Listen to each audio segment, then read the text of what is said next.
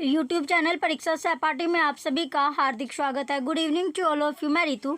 चलिए, ये हमारा जो सीटेट का पेपर है, पेपर जो प्राइमरी वाला आपका पेपर था संडे में जो आपने एग्ज़ाम दिया था, 21 जनवरी का पेपर हम यहाँ पर एनालिसिस अपना करेंगे। फर्स्ट जो हमारा जो सेक्शन है ये आपका सीडीपी का है, यानी चाइल्ड डेवलपमेंट और पैडागोजी। तो आप अपना जो क्वेश्चन पेपर है उससे आप मैच कर सकते हो अपने आंसर। तो फर्स्ट क्वेश्चन यहाँ पर आता है, क्वेश्चन फर्स्ट में है कि इसमें पूछा गया है कि अभिकथन है कि विद्यालय पाठ्यक्रम को विद्यार्थियों के सांस्कृतिक ज्ञान को उचित स्थान और मूल्य देना चाहिए। कारण है कि विद्यार्थियों को उनकी सांस्कृतिक पहचान को बनाए रखने के लिए समर्थन प्रदान करना सीखने की प्रक्रिया को सुगम बनाता है। तो दोनों स्टेटमेंट यहाँ पर अभिकथन और तर्क दोनों के दोनों सही है और ये इसकी सही तरह व्याख्या भी कर रहा है। तो ऑप्शन थर्ड यहाँ पर बिल्कुल करेक्ट आपका हो जाएगा।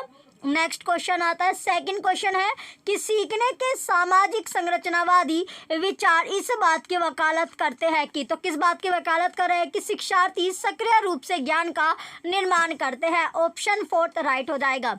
नेक्स्ट आता है, थर्ड क्वेश्चन है कि निम्नलिखित में से कौन सा कथन अभी अधिगम के बारे में सही नहीं है। तो अधिगम एक प्रक्रिया नहीं अपितु एक उत्पाद है। ऑप्शन सेकंड राइट हो जाएगा। नेक्स्ट आता है, अगला क्वेश्चन है, क्वेश्चन नंबर फोर्थ है कि विकास के क्रम में बच्चे सूक्ष्म पेशीय कौशल से पहले सकल पेशीय कौशल विकसित करते हैं। यह दर्शाता है कि यह जो विकास है ये समीप दूराभिमुख है। ऑप्शन सेकंड राइट होगा। अगला क्वेश्चन है फिफ्थ कि विकास के किस पहलू में तर्क, चिंतन और समस्या समाधान की व्याख्या की जाती है। संज्ञानात्मक विकास। ऑप्शन नंबर फोर्थ राइट हो जाएगा।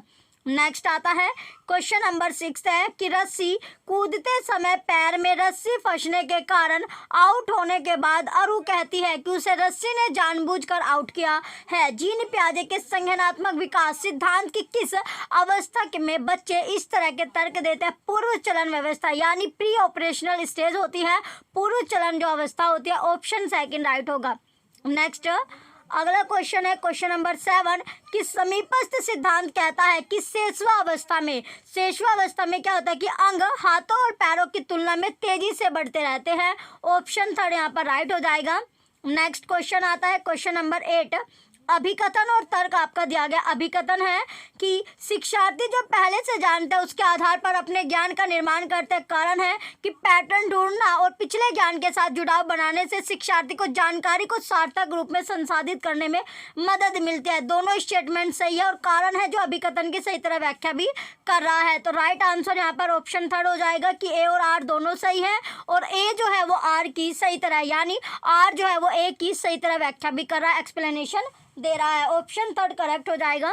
नेक्स्ट क्वेश्चन आता है, क्वेश्चन नंबर 9 है, अभिकथन आ रहा है कि बच्चों द्वारा बचपन अलग अलग संस्कृतियों में अलग अलग तरह से अनुभव किया जाता है।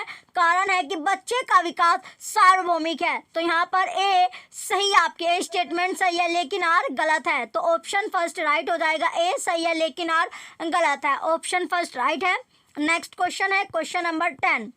अगला क्वेश्चन है, क्वेश्चन 10 अभिकथन यहाँ पर आपका है। क्वेश्चन नंबर 10 में अभिकथन पूछा गया है कि लॉरेंस कोलबर्ग के नैतिक विकास सिद्धांत में बच्चे कार्यों को उनके परिणाम के आधार पर अच्छा या बुरा समझने से इस समस्या पर पहुंचते हैं कि नियम और कानून नमनीय और बदले जा सकते हैं।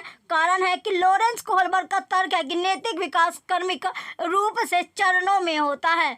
तो यहाँ पर ऑप्शन थर्ड यहाँ पर करेक्ट हो जाएगा। ए और आर दोनों सत्य है और आर ए की सही तरह व्याख्या भी करता है। तो ऑप्शन थर्ड आपका करेक्ट हो जाएगा।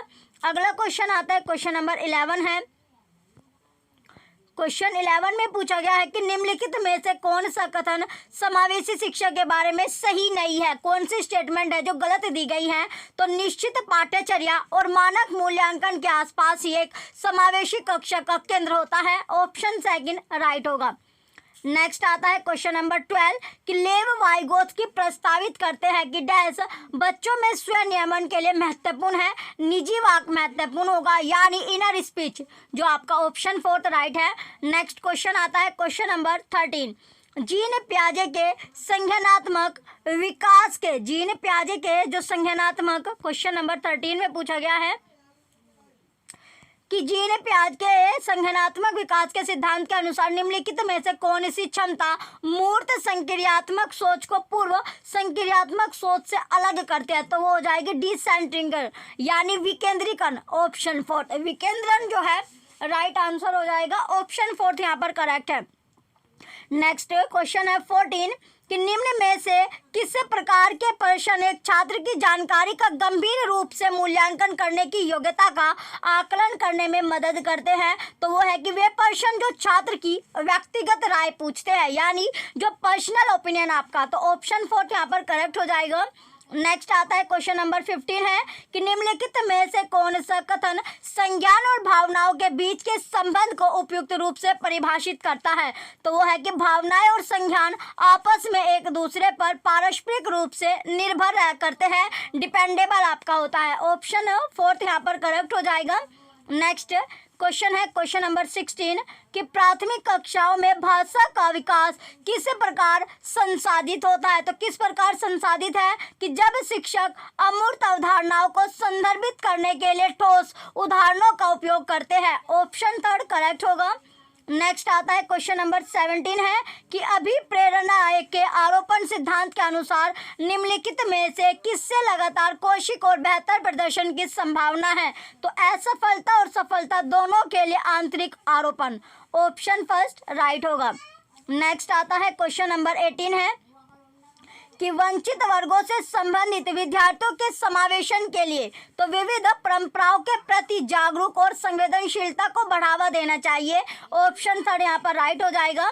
नेक्स्ट क्वेश्चन आता है क्वेश्चन नंबर 19 है कि कक्षा में खेल प्रतियोगिता में हिस्सा लेते समय तनुज अपने दोस्त से कहता है कि वह भाला फेंकने में हिस्सा लेगा और रस्सी कूदने में उसकी बहन हिस्सा ले सकती है क्योंकि वह एक लड़की है और लड़कियां भाला नहीं फेंक सकती। यह डैश को, तो यहाँ पर आपको क्वेश्चन पढ़ते ही पता चल गया ये किसको, जेंडर स्टीरियोटाइप को आपका दे रहा है। तो यहाँ पर होगा जेंडर रूढ़िवादिता है आपका क्वेश्चन है। ऑप्शन सेकंड बिल्कुल करेक्ट आपका होगा।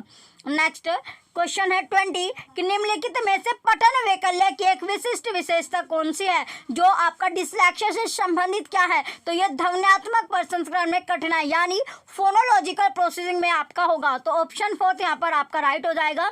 नेक्स्ट क्वेश्चन है क्वेश्चन नंबर 21 कि निम्नलिखित में से कौन सा कारक समस्या समाधान को बढ़ावा देता है? तो वो है डाइवर्जेंट थिंकिंग यानी अपसारी चिंतन आपका सही हो जाएगा। ऑप्शन थर्ड राइट है। नेक्स्ट क्वेश्चन है 22 अपसारी चिंतन डैश जबकि अभिसारी चिंतन डैश है तो कैसा कई उत्तरों को प्रोत्साहित करता है, एक सही समाधान स्थिर है। ऑप्शन थर्ड करेक्ट हो जाएगा।